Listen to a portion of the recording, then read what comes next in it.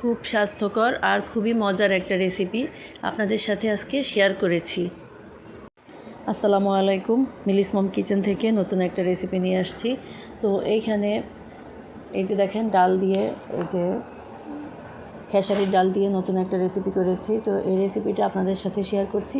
এখানে প্রথমে ডালটাকে ভিজিয়ে রেখেছিলাম, গরম পানি দিয়ে 2 ঘন্টা ভিজিয়ে রেখেছি। তারপরে এই যে দেখেন ডালটা ফুলে ডাবল হয়েছে। এখন ডালটাকে ভালোভাবে ধুয়ে তারপরে ব্লেন্ড করে নিয়েছি। তারপরে একটা বাটিতে নিয়েছি। এই পর্যায়ে এই যে ডাল বাটার সাথে এখানে বেকিং সোডা দিয়েছি 1 চা চামচ পরিমাণ।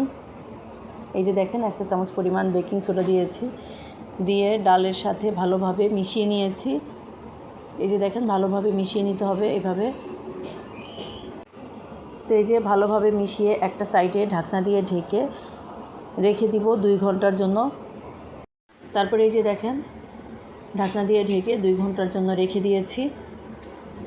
অন্য একটা বাটিতে তেঁতুল নিয়েছি। এই যে দেখেন এখানে কিছু তেঁতুল নিয়েছি। তারপরে এখানে পানি দিয়ে তেঁতুলটা গুলে নিব। হাত দিয়ে কচলে তেঁতুলটাকে গুলে নিয়েছি। তারপরে এই যে দেখেন তেঁতুল থেকে তেঁতুলের কাত বের করেছি। তো এ পর্যায়ে তেঁতুলটা ছেঁকে নিব। তো এই যে ছাঁকনি দিয়ে ছেঁকে নিচ্ছি। তো এই রেসিপিটা এত সহজেই তৈরি করা যায় আর এত মজার হয়েছিল খেতে। তারপরে এই যে দেখেন তেঁতুলটাকে ছেঁকে নিচ্ছি। ছেঁকে এই যে তেঁতুলের কাতটা বের করে নিয়েছি, আর উপরের এই যে অংশটা সেটা ফেলে দিব। তো এই যে দেখেন এই যে তেঁতুলের কাত বের করে নিয়েছি। তেঁতুলের কাদের সাথে এখানে দিয়েছি 1 চা চামচ পরিমাণ চিনি, তারপরে দিয়েছি আধা চা চামচ পরিমাণ জিরা পাউডার, তারপরে দিয়েছি এখানে ধনেপাতা বেটে দিয়েছি, তারপরে এখানে 2টা কাঁচামরিচ কেটে দিয়েছি, তারপরে দিয়েছি এখানে আধা চা চামচ পরিমাণ বিট লবণ দিয়ে সব উপকরণ একসাথে মিশিয়ে নিচ্ছি।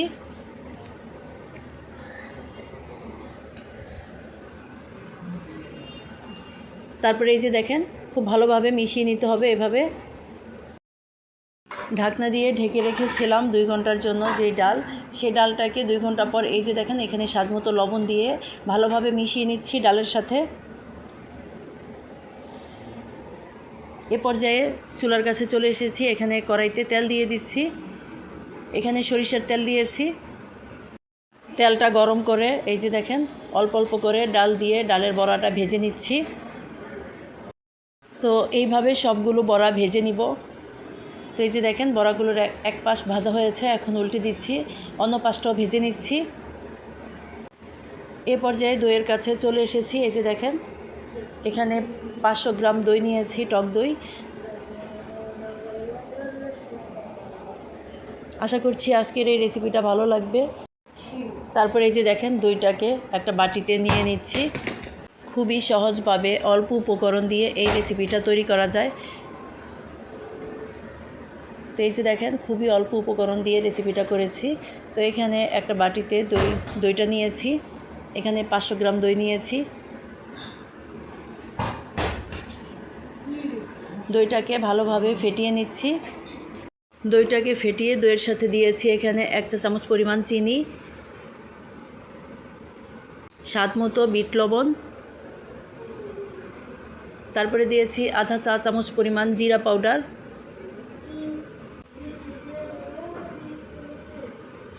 তারপরে দিয়েছি 1 চা চামচ পরিমাণ মরিচের গুঁড়া, এখানে লাল মরিচের গুঁড়া দিয়েছি। সব উপকরণ একসাথে মিশিয়ে নিয়েছি।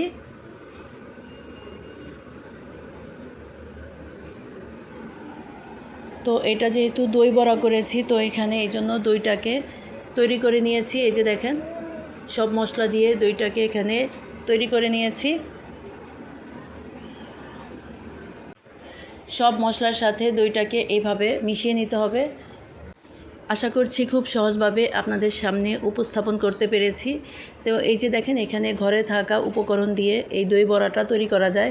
এটা এত সহজ আর এত মজার একটা রেসিপি। তারপরে এই যে দেখেন অন্য একটা বাটিতে এখানে গরম পানি নিয়েছি। তো গরম পানিটা একটু বেশি পরিমাণে নেবেন। তারপরে ভেজে রাখা বড়াগুলো গরম পানিতে এই যে দেখেন ভিজিয়ে তারপরে তুলে নিব। হাত দিয়ে চেপে বড়া থেকে পানিটা ফেলে তারপর একটা বাটিতে রেখে দিয়েছি। তো এইভাবে সবগুলো বড়া পানিটা চেপে চেপে ফেলে দিব, তারপরে এভাবে রাখবো। তো এই ভিজা বড়াগুলোর উপরে দিয়েছি স্বাদ মতো বিট লবণ। তো এই যে দেখেন বিট লবণটা ছড়িয়ে দিয়েছি। তারপরে দিয়েছি এখানে তেঁতুলের যে চাটনি করেছিলাম সেই চাটনিটা উপরে দিয়ে দিচ্ছি। তো আমি যেভাবে অল্প উপকরণ দিয়ে দই বড়াটা করেছি এভাবে করে খেয়ে দেখবেন, এত মজার হয়েছিল। আশা করছি আপনার কাছেও ভালো লাগবে। এই যে দেখেন এখানে তেঁতুলের চাটনিটা উপরে দিয়ে দিচ্ছি বড়ার উপরে। তারপরে দিয়ে দিব দইয়ের মিশ্রণটা। এই যে দেখেন দইটা দিয়ে দিচ্ছি। আমি যেভাবে করেছি এইভাবে একবার করে খেয়ে দেখবেন, এত মজার হয়। আপনি যদি ঘরে বসে খুব সহজেই দই বড়াটা তৈরি করতে পারেন, বাহির থেকে আপনাকে আর কিনে খেতে হবে না। এটা খুবই স্বাস্থ্যকর একটা খাবার। আজকের রেসিপিটা এ পর্যন্তই। সবাই ভালো থাকবেন, সুস্থ থাকবেন। দেখা হবে পরবর্তী রেসিপিতে। আল্লাহ হাফেজ।